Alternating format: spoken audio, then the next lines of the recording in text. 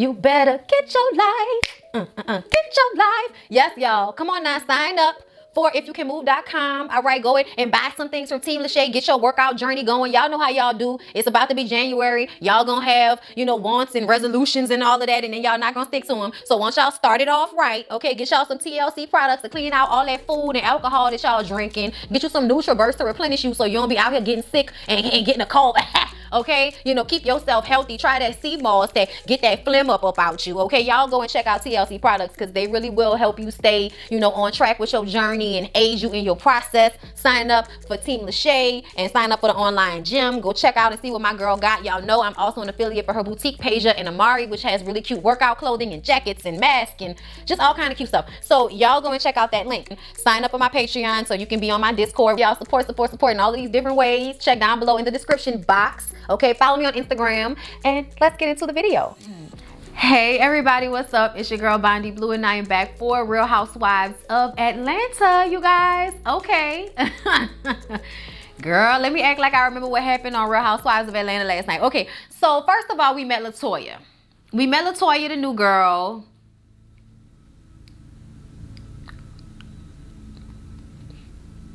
I don't know, you guys. I don't know.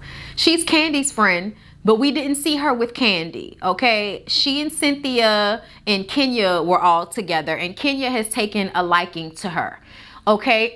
She seems like a quirky, kind of, weird kind of girl. I don't know, y'all, but something about LaToya just didn't really, warm up to her on this first episode, okay?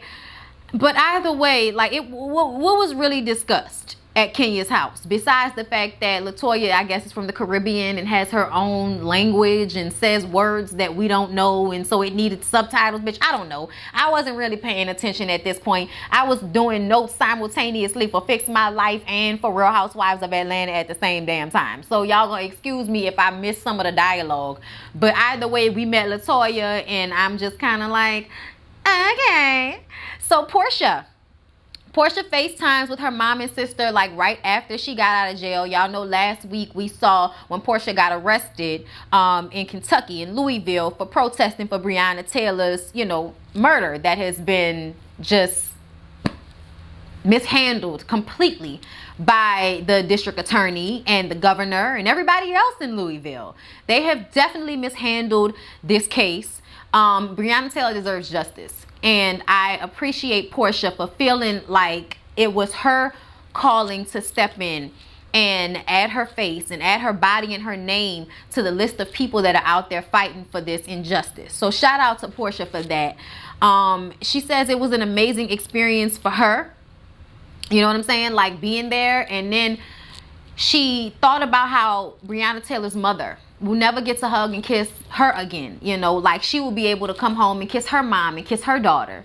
So after she got out of jail, Breonna Taylor's mom was out there and she got a chance to hug her, and it just meant so much to Portia. Yeah, I honestly was like very emotional listening to Portia talk about this. But either way, Portia gets home and she's still reflecting on the arrest and everything that happened. PJ is falling out all over the floor, which I thought was adorable yet hilarious. Okay, she says that an independent group is now looking into Breonna Taylor's murder. So that made her feel like, the work that she did actually resulted in something happening. Now, since then, the only thing we've heard is, people, honestly, they've been tampering with the boyfriend the whole time who was in the home with Breonna. They've been tampering with him and trying to arrest him on charges and get him to lie to say certain things. It's just been a whole bunch of stuff with that case. And I don't know if anything new has transpired, but I do know that something needs to be done, you guys, because it's just really annoying and heartbreaking and scary that you can just bust into somebody's house and kill them by accident and nothing happens to the people who killed her. Like, that's just very upsetting to me. It will always be upsetting to me. But anyway, Dennis was there with her, and we changed the subject to Dennis, okay, in how they are arguing about things that are so small. They're just not in a good place.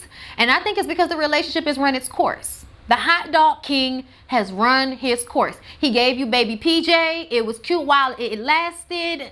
Y'all can co-parent. He could be a good daddy to his baby, but y'all do not have to be together, Portia. I think you understand that at this point, right, Portia? Portia gonna move on like Maya. That's just what it is. Then we finally meet Drew Sidora. Okay, we already know Drew. Okay, anybody that's watched the game or, you know, seen anything that Drew Sidora has been in TLC, we know who Drew Sidora is. So it was annoying to me when Kenya was like, oh my God, Cynthia, picking up these strays. It's like, bitch, LaToya is more of a stray than Drew Sidora, okay? Drew actually is an actress, is an artist. People can place her. Okay, I didn't know who the hell LaToya was, and I'm on YouTube. So I just kind of feel like, just stop, Kenya. Kenya always hates on people who are in her same realm. Drew is a fellow thespian and, you know, a little bit more successful at it than Kenya. Even though Kenya has been an actress for much longer, I don't think she's ever been in anything that was, you know, her being a star. She's always been a co-star. She's always been, you know, a few steps away from being an extra, okay? Like, that's no disrespect to her. The only time she was a star was in Toi. I haven't seen Kenya star in anything since Toi, okay? Drew has been the star or the co-star or just had a little bit more visibility in the roles that she's been in. Let's not forget about her playing T-Boz on TLC. She did a great job with that, okay? And that was, you know, what, a few years ago? Either way, acting pays Drew's bills along with her husband who's in tech.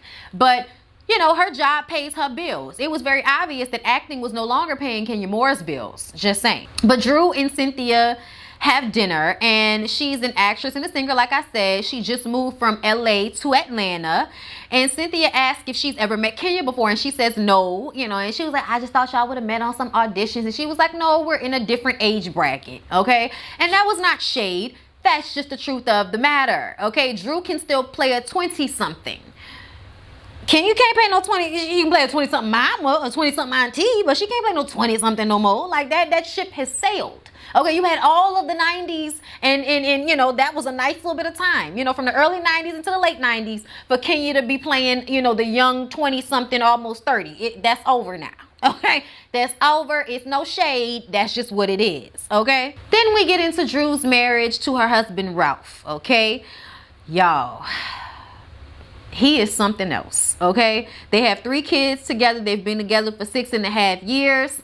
We actually, you know, see them the day of their 6-year anniversary. And we go from her sitting down with Cynthia to rewinding to like 8 hours prior, I guess, where she's waking up to breakfast in bed. Ralph and her mom bring her flowers. And, you know, apparently her mom has been living with her since the pandemic, which has caused some major issues in their relationship because it seems as if Ralph and her mom don't always get along, okay? And here's the thing. If your mom is causing so much turmoil in your home that your husband feels he can just leave, your mom needs to go. I'm just saying. Like, I know that it's the pandemic and everything, but people are not supposed to be able to come into your household and disrupt your marriage. From what I understand, it seems as if whenever Drew and her husband get into it, she goes and runs to her mama, and her mama gets all in a business. That's not the way any of this should go. That's not how any of this should go. Now, I'm also going to have an issue with this husband by the time we get to the end of this episode. But for right now, I'm already seeing that Drew's mom being in their household and having a first, you know, row seat to their marital problems and issues and then voicing her opinion about it. That's not good. Y'all, Candy and Mama Joyce are the only 2 people that are allowed to go to Riley's graduation because, you know, it's the pandemic. So it was like a limited amount of people that could be invited. So because Mama Joyce has been there this whole while, it wasn't going to be tied, okay? So they go to the graduation, and it's lovely. Everybody's so proud of Riley. She's going to NYU, and it's so great. It's so great. I think it's amazing, you know. And Candy speaks on how her own graduation, she had to hurry up and fly in to graduate and then hurry up and fly back out because she had a show with Escape, and other members of Escape were upset that she left because they had a show, and Mama Joyce was mad at them because they didn't show up for Candy's graduation. It's like, we had a show, Mama Joyce. That's what was most important. We had a show. Has Candy done anything with that high school diploma? Oh, okay then. I was just saying. Priorities. When they get home from Riley's graduation, Candy gives her some flowers, and she's like, oh, this is nice, but I would have liked the money. And it's like, as you stand there in a Fendi dress, still asking for more money. Is it just me, or is she extremely spoiled and it's obnoxious? I'm gonna let it go. I'm gonna let it go. But take the flowers. You're dressed in Fendi, and then Todd hands her a stack of cash. You know what I'm saying? It's just like you real money hungry for somebody that already got money. Is it just me? It might just be me. Whatever. Cynthia has a get together at her house, and Kenya and LaToya ride together. They are really liking one another, but I also feel like Kenya likes her because she's young.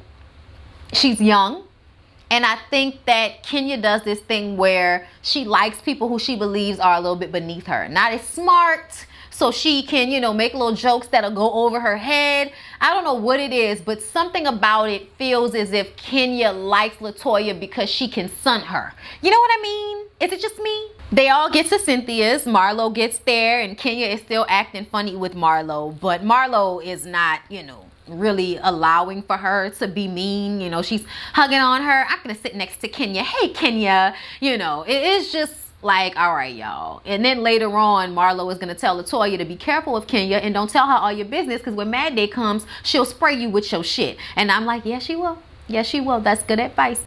I know people might have felt some type of way about Marlo saying that, but honestly, I felt like it was the truth. Be careful of Kenya, LaToya. Just saying. Cynthia says that they were waiting on Drew Sidora, who was at her proposal that Kenya almost ruined. Y'all remember that. And Kenya says that she's so sorry about that, and she just wants to show support to Cynthia. And then we get on LaToya having a sugar daddy. Now, LaToya is separated from her husband, but she thinks eventually she and her husband are going to get back together. But right now, she has a sugar daddy. And then they get on how Marlo has a sugar daddy. And Marlo's like, what? I don't have a sugar daddy. It's like, bitch, yes, you do. Yes, you do. You always talking about old nasty men that you do old nasty shit with to get your cars and your mom's house and your house and all of this. You know what a sugar daddy is. Don't be on this damn show acting new. Come on now, don't act brand new. You know what a sugar daddy is. Anybody know what a sugar daddy is, bitch? You know what a sugar daddy is. Kenya needs to get her a sugar daddy. Okay, talking about, I'm still married, girl. Fuck Mark. Fuck Mark. Mark out here probably fucking the family and everybody else in New York. Who cares? Okay, you need to get on something so you can get over him. All right. And then at some point when LaToya tells him she used to be a stripper, she starts dancing, and then Kenya starts pulling her hair. Yeah, I didn't know what was happening in that moment. I didn't know what was happening. Okay, but I just felt like it was awkward and weird, and LaToya and Kenya are gonna annoy me. That's what I felt like. Drew and her man Ralph get there, and the girls were bothered that she brought her man, probably because they don't have one to bring. But really, he goes and talks to Mike. Honestly, it was great that Mike had someone to talk to, and that we had, you know, a different conversation happening during this sit down. Is when Kenya calls Drew a stray, and I kind of was just like, oh, the hate.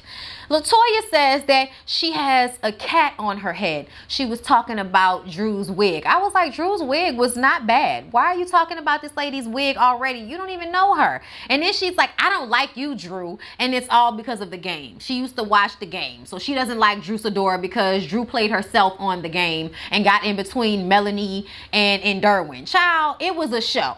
Okay? First of all, and we know it was just a joke, LaToya, but you doing a lot. Like, your energy is hype. And I want you to just calm down a bit. That's all.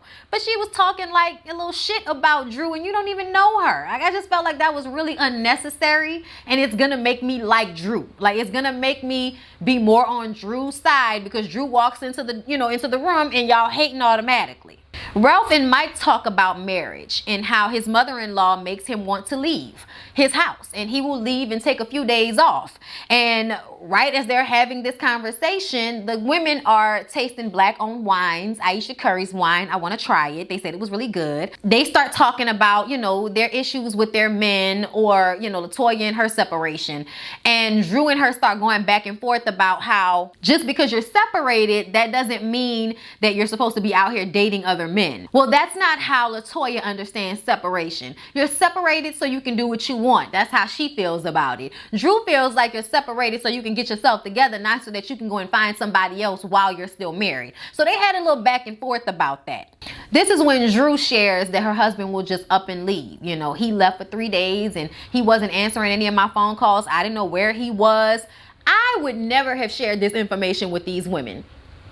I know she's on the show and it's going to come out, but you just sitting down with them. And for some reason, I just kind of felt like you are not safe enough with Kenya and LaToya to share your information with them like that. Marlo, you know, Marlo, unless you really go at Marlo, I don't think it'll be an issue. Marlo didn't seem to have her sights set on Drew, so I don't think that will be an issue. But the way Kenya and LaToya responded to Drew, I would not have shared that information with them in that setting. I don't know why, but I was just like, girl, it ain't safe. It ain't safe. Why is you telling them your business? Kenya and Cynthia go inside for a minute and kind of, you know, talk about the new girls and how LaToya made that comment about Drew's wig. And also about how she's about to file for custody so that she can then file for divorce. All right? Same old same. We know, Kenya. You told us this last week. So after that, we see them go back home, I guess. And Ralph has Chef Love come and cook a nice little romantic dinner for he and Drew. He asked her if there's anything, you know, that he needs to work on or that they can work on in the marriage. Okay?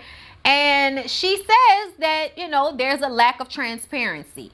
He doesn't tell her when he's leaving. You know, when he left, she come down there with his plate knocking on the door and he's gone. And he left for 3 days and she still doesn't know where he was. Okay? And he starts to talk about how she doesn't understand black men and what it's like for him to be under all this pressure and be the first one in his family to make this type of, like, I don't know what the hell he was talking about, but it was all deflection. As soon as he started talking, I was like, oh, we got one of those where you're, you know, doing all kind of flaw ass shit, and when your wife asks you about it, you deflect and make it seem as if she's the bad guy because she's asking you about where the hell you were. He's sitting up there talking about, why does it matter? What does that do for you? What does that do for you? Fool, if anything happens to you, it will behoove me and your family to know where the hell you were. Eventually, she gets it out of him after asking him over and over again. His ass went all the way to Tampa.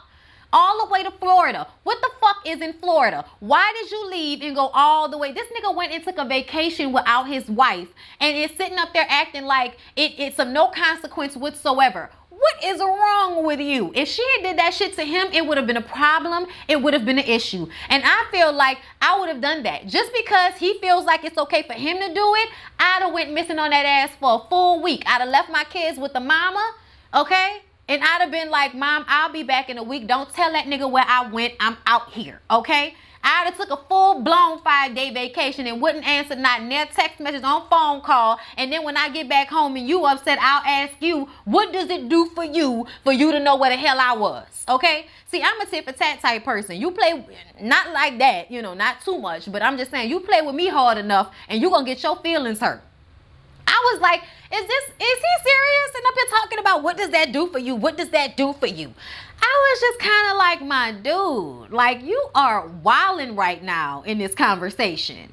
Then Drew brings up how she found a camera in the family room that she didn't even know was there. She looked through his phone and found like a picture of her sleeping and the kids playing and her mom in the room. So it's like when he's out of town, he can watch her on all of the cameras that he's placed secretly in the house. So he knows where she is, but she doesn't know where he is. Something wrong with him. Then she gets up from the table and goes to her mom's room to cry. And I was just like, yeah, that was not the move to make, because now you're letting your mom into y'all shit even more. I'm seeing all kind of issues with this relationship, child. Whoo, Lord. I mean, honestly, when they talk about how quick their relationship happened, they met, you know, 3 months they was engaged, 6 months they was married. You know, now they've been together for 6 years. They got 3 kids. The mama living with him. He's leaving without saying shit, gone for days and don't let you know where he's been. He got cameras all in the house. Something is not right. A couple of things are not right. Yeah, y'all, Drew Sidora and her husband are going to give this season. They might be the most entertaining part about this damn season. Because I feel like we ain't about to get shit nowhere else from nobody besides, you know, bachelorette party gate, stripper gate, whatever the hell you want to call it. But, yeah. The most entertaining part about this whole episode was Drew and her husband. Now, some of y'all might think they're acting. I don't. I just don't. But he lied and said that he wasn't watching them. He erased the picture, and then because she couldn't find it, he's like, I didn't do that. I didn't do that. She's like, you're lying. You're lying. You absolutely were watching us. Okay, and I'm just kind of like, if there was a camera there she didn't know about, like, obviously there's an issue here. You can say you weren't looking, but you put the camera there. So what? Yeah, y'all, this is gonna be a mess. But yeah, you guys, that was Real Housewives of Atlanta. Please don't forget to like, comment, and subscribe to my channel if you have not already. I love y'all, and I'll see y'all in the next one. Mwah.